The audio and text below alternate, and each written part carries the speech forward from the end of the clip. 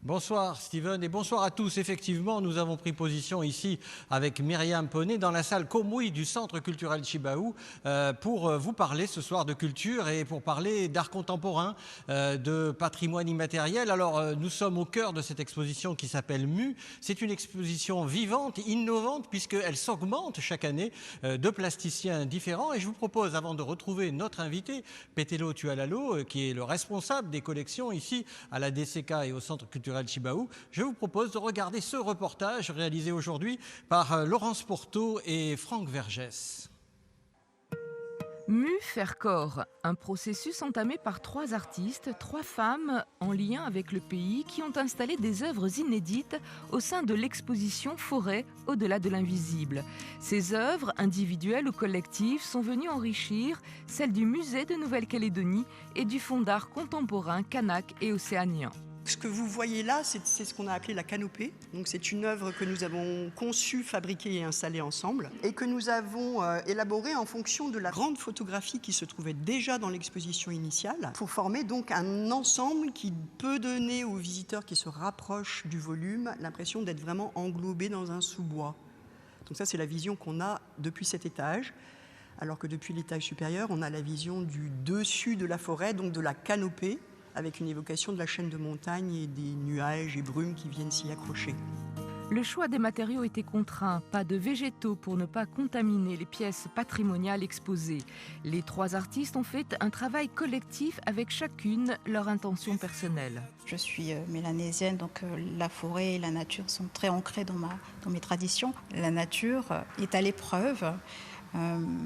Aujourd'hui, avec ce que l'on voit autour de nous, la déforestation, la destruction par les incendies, tous ces impacts néfastes par l'humain fait qu'on ne peut pas rester indifférent. Ici, la MU devient aussi une histoire de l'art calédonien entre tradition et modernité. Il y avait dans cette vitrine, initialement dans l'expo Forêt au-delà du visible, un masque de deuilleur qui appartient au musée de la Nouvelle-Calédonie et qui est reparti donc dans les réserves. Et du coup, j'ai investi cette vitrine avec un costume de noceur et je prends le contre-pied de la mort en parlant de la vie, toujours dans l'esprit de la forêt et de cet éternel recommencement. C'est un jeune homme qui prend femme et qui s'élance dans la vie. Donc c'est le moment de la fête, c'est le moment de la joie. MU faire corps à découvrir au Centre culturel Chibaou jusqu'à la fin mars. Voilà, retour dans la salle Komui du Centre culturel Chibaou en compagnie de Petelo Tualalo. Bonsoir. Bonsoir Alexandre. Vous êtes le responsable des collections à la DCK Centre culturel. On a vu ce reportage d'art contemporain parle de patrimoine immatériel et finalement de transmission de savoir. Oui, effectivement. Je crois que c'est un fil conducteur important de par l'émission de la DCK, du Centre culturel Chibaou.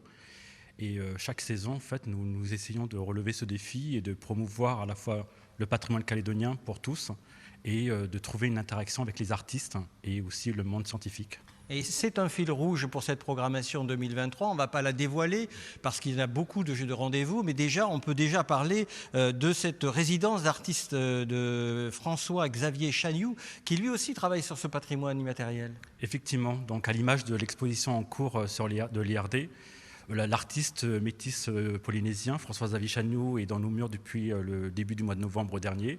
Donc son exposition sera inaugurée le 6 mai. Et les problématiques qu'il aborde sont aussi celles en fait, que nous abordons depuis de nombreuses années, mais en particulier à cheval entre 2022 et 2023, sur la transmission du patrimoine matériel et immatériel et la reconnexion avec le grand public. Pourquoi est-ce que c'est important de parler de cette question du patrimoine immatériel aujourd'hui en 2023 ? Moi je dirais à l'image de l'actualité chaude qui nous concerne, je pense que ce rapport de force entre les établissements, les décideurs et en face de nous les créateurs, les artisans, vous savez, ce sont des acteurs qui sont patentés, qui ont des charges à payer. Je pense que ce dialogue-là est très important, c'est-à-dire qu'ils ne sont pas que des signatures, que des façades. C'est un dialogue très fort qui nous unit et toutes les générations du territoire. Alors, on reste dans cette programmation 2023. La nuit des musées va être un moment fort pour le centre culturel, puisque tout le site va être investi, ainsi que le personnel. Effectivement, donc nous profitons de l'occasion de mettre aussi en avant nos collègues du futur musée de Nouvelle-Calédonie pour un programme unique, assez complètement inédit et dédié au grand public pour une soirée totalement gratuite. Donc ce sera le vendredi 12 mai, voilà 2023, de 18h à 21h. Avant de se quitter, Pételo Tualalo, Nicolas Mollet crée un événement plus près de nous ces jours-ci. Avec l'IRD, c'est là aussi la question environnementale qui nous préoccupe? C'est très important, donc ce dialogue, cet échange entre l'art contemporain, l'artiste, le créateur et le monde scientifique, les ethnologues et les anthropologues, ce rendez-vous-là va être justement mis en avant à l'occasion de la rentrée du cycle des conférences de la médiathèque, de la DCK, donc le jeudi 16 mars, à partir de 17h30. C'est complètement inédit, donc on invite le grand public à nous rejoindre pour découvrir cette exposition par le biais d'une performance et qui va être enchaînée par la conférence. Eh bien, Catherine Sabino et Emmanuel Chibaou. merci beaucoup et on sera au rendez-vous.